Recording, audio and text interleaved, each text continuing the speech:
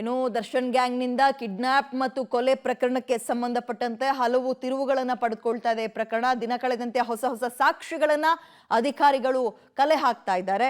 ಇದರ ನಡುವೆ ಈಗ ಮತ್ತೆ 5 ದಿನಗಳ ಕಾಲ ಪೊಲೀಸ್ ಕಸ್ಟಡಿಗೆ ಕೊಟ್ಟು ಕೋರ್ಟ್ ಆದೇಶವನ್ನ ಕೊಟ್ಟಿದೆ ಈ ಗ್ಯಾಂಗ್ ಅನ್ನ. ಈ ಬಗ್ಗೆ ಆರೋಪಿ ದರ್ಶನ್ ಪರ ವಕೀಲರು ಮಾತಾಡಿದ್ದಾರೆ. SP ಅವರು ಕೂಡ ಸ್ಟ್ರಾಂಗ್ ಆಗಿ SPP ಅವರು ಕೂಡ ಸ್ಟ್ರಾಂಗ್ ಆಗಿ ವಾದವನ್ನ ಮಂಡಿಸಿದ್ದಾರೆ.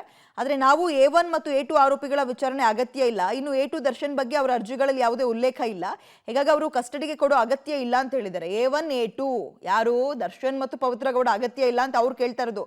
ಈ ಬಗ್ಗೆ ನಮ್ಮ ಪ್ರತಿನಿಧಿ ನರಸಿಂಹಮೂರ್ತಿ ದರ್ಶನ್ ಪರ ವಕೀಲ ಅನಿಲ್ ಬಾಬು ಜೊತೆ ಒಂದು ಚಿಟ್ಚಾಟ್ ನಡೆಸಿದಾರಂತೆ. ಏನ್ ಹೇಳಿದ್ರು ಅನಿಲ್ ಬಾಬು ದರ್ಶನ್ ಪರ ವಕೀಲರು, ಕೇಳೋಣ. ದರ್ಶನ್ ಮತ್ತೆ ಅವರ ಇಡೀ ಎಲ್ಲ ಆರೋಪಿಗಳನ್ನ ಮತ್ತೆ 6 ದಿನಗಳ ಕಾಲ ಮಾನ್ಯ ನ್ಯಾಯಾಧೀಶರು ಪೊಲೀಸ್ ಕಸ್ಟಡಿಗೆ ನೀಡಿ ಆದೇಶವನ್ನು ನೀಡಿದ್ದಾರೆ. ಈ ಬಗ್ಗೆ ಮಾತಾಡ್ಲಿಕ್ಕೆ ದರ್ಶನ್ ಪರ ವಕೀಲರು ಅನಿಲ್ ಬಾಬು ಅವರು ನಮ್ಮ ಜೊತೆ ಇದ್ದಾರೆ. ಅವ್ರನ್ನ ಮಾತಾಡ್ಸೋಣ.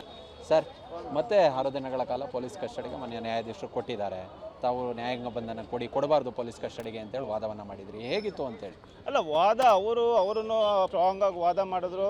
ಅವರು ವಾದ ಇದರಲ್ಲಿ ಏನಂತೇಳಿ ಹೇಳಿದರೆ ಅರ್ಜಿ ಹಾಕಿದ್ದು ಅಂಥದ್ದು ಮೊದಲನೇದಾಗಿ ಏನು ಹಾಕಿದ್ರು, ಕಾಮನ್ 18 ಜನದಲ್ಲಿ ಏನಿದೆ ಇಂಡಿವಿಜುವಲ್ ಆಗಿ ಯಾರ್ಯಾರ ಪಾತ್ರ ಏನೇನಿದೆ, ಅವರಿಂದ ನಾವು ಏನೇನು ಮಾಡ್ಕೋಬೇಕು, ಯಾವ್ಯಾವ ಅಕ್ಯೂಸ್ ನಂಬರ್ಗಳಿಂದ ನಾವು ಏನು ತಿರ್ಗಾ ಇನ್ವೆಸ್ಟಿಗೇಷನ್ ನೆಸೆಸಿಟಿ ಇದೆ ಅಂತ ಹಾಕಬೇಕಿತ್ತು. ನಾವು ಸ್ಟ್ರಾಂಗ್ಲಿ ಅಬ್ಜೆಕ್ಟ್ ಮಾಡಿದ್ದೀವಿ. ಅದು ಏನಂತ ಹೇಳಿದ್ರೆ 1 ರಿಂದ 18 ಜನಕ್ಕೆ ಏನು ಇನ್ವೆಸ್ಟಿಗೇಷನ್ ಯಾರ್ದು ಒಬ್ಬ 18ನೇ ಅವ್ನು ಮಾಡಿದ್ದಾನೆ ಅಂದರೆ ನಾವು ಯಾಕೆ ಬೇಕು, ನಾವು no need for further investigation. ಆಮೇಲೆ ಇದರಲ್ಲಿ ಸ್ಪೆಸಿಫಿಕ್ ಆಗಿ ಏನಿದೆ, A1 ಪವಿತ್ರ ಗೌಡಂದು ಏನಿದೆ ಪಾತ್ರ, A2 ಏನಿದೆ ಪಾತ್ರ, ಅವ್ರು ಯಾಕೆ ಬೇಕು ಅನ್ನೋದು ಎಲ್ಲೂ ಅವ್ರು ಮೆನ್ಷನ್ ಮಾಡಿರಲಿಲ್ಲ.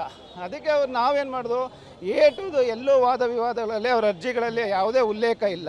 ಸೊ ಬೇಕಾಗಿಲ್ಲ. ಅವರು ಬೇರೆಯವ್ರು ಯಾರು ಬೇಕು ಇದಕ್ಕೆ ಫರ್ದರ್ ಇನ್ವೆಸ್ಟಿಗೇಷನ್ ಬೇಕು ಅವ್ರನ್ನ ಕರ್ಕೊಂಡು ಮಾಡಲಿ, ನಮ್ಮದೇನು ಅಭ್ಯಂತರ ಇಲ್ಲ, ನಮ್ಮದೇನೂ ಪಾತ್ರ ಇಲ್ಲದ ಕಾರಣ ನಮ್ಮನ್ನ GSC ಕಡಿ ಅಂತ ಹೇಳಿ ಜುಡಿಷಿಯಲ್ ಕಸ್ಟಡಿ ಕೊಡಿ ಅಂತ ರಿಕ್ವೆಸ್ಟ್ ಮಾಡಿದ್ದೆ, ವಾದ ಮಾಡಿದ್ದು. ಈಗ ಯಾವ ಗ್ರೌಂಡ್ ಮೇಲೆ ನ್ಯಾಯಾಧೀಶರು ಆರೋಪಿಗಳನ್ನ ಮತ್ತೆ ಪೊಲೀಸ್ ಕಸ್ಟಡಿಗೆ ಕೊಟ್ಟರು? ಅಲ್ಲ, ಇವಾಗ ಅವರು ಪ್ರಾಸಿಕ್ಯೂಷನ್ ಉಲ್ಲೇಖ ಮಾಡಿದ್ದಂಥದ್ದು ಮೇನ್ ಗ್ರೌಂಡ್ ಒಂದು ಬಟ್ಟೆಯನ್ನು ವಶಪಡಿಸಿಕೊಡ್ಬೇಕು ಅಂತ ಹೇಳಿ. ಎರಡನೇದು 30 ಲಕ್ಷದ ಏನು ಹಾಕಿದರೆ 30 ಲಕ್ಷದ ಏನು ಅದು ವ್ಯವಹಾರ ನಡೆದಿತ್ತು ಅದು ರಿಕವರಿ ಮಾಡಬೇಕು ಅಂತ ಹೇಳಿ ಎರಡನೇದಾಗಿ. ಮೂರನೇದು ಮೇನ್ ಇಂಪಾರ್ಟೆಂಟ್ ಬಂದು ಏನು ಟೆಲಿಫೋನ್ ರೆಕಾರ್ಡ್ಸ್ ಏನಿದೆ, ಕಾಲ್ ರೆಕಾರ್ಡ್ಸು, ಅದು ರೆಟ್ರೀವ್ ಮಾಡಬೇಕು.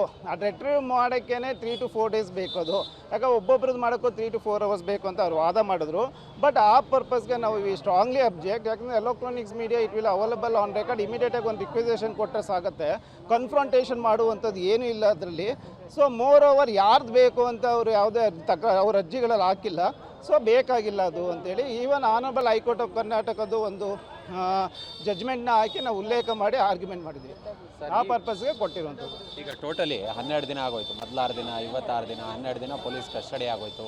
ಕಸ್ಟಡಿಯಲ್ಲಿ ಒಂದಷ್ಟು ಸ್ಪಂದನೆಯನ್ನು ಮಾಡಿದ್ದಾರೆ. ಮತ್ತು SPP ಅವರು ಕೂಡ ಇವ್ರ ವಿಚಾರಣೆಗೆ ಸ್ಪಂದಿಸ್ತಿಲ್ಲ ಅಂತೇಳಿ ಯಾವುದೇ ನೆಗೆಟಿವ್ ಅಂಶಗಳನ್ನು ಹೇಳಲಿಲ್ಲ. ಈಗಿದ್ದು ಕೂಡ ಪೊಲೀಸ್ ಕಸ್ಟಡಿ ಆಯಿತು. ಇಲ್ಲ, ಇದೇ ಪರ್ಪಸ್ಗೆ ಯಾವುದೋ ಏನಿದೆ ಕಾಲ್ ರೆಕಾರ್ಡ್ಸ್ನ ರಿಟ್ರೀವ್ ಮಾಡೋಕ್ಕೆ it will take some time, maybe it will take another 3 days. ಅದಕ್ಕೋಸ್ಕರನೇ ಬೇಕು ಅಂತೇಳಿ. ಆಮೇಲೆ ಅವ್ರ ಬಟ್ಟೆಯನ್ನು ವಶಪಡಿಸಬೇಕು, ಮೈಸೂರಲ್ಲಿ ನಾವು ಹಾಜರು ಮಾಡಬೇಕು ಅಂತ ಹೇಳಿದ್ರು. ಅದು is a matter of 1 day time ಅಂತೇಳಿ ನಾವು ವಾದ ವಿವಾದ ಮಾಡಿದ್ವು.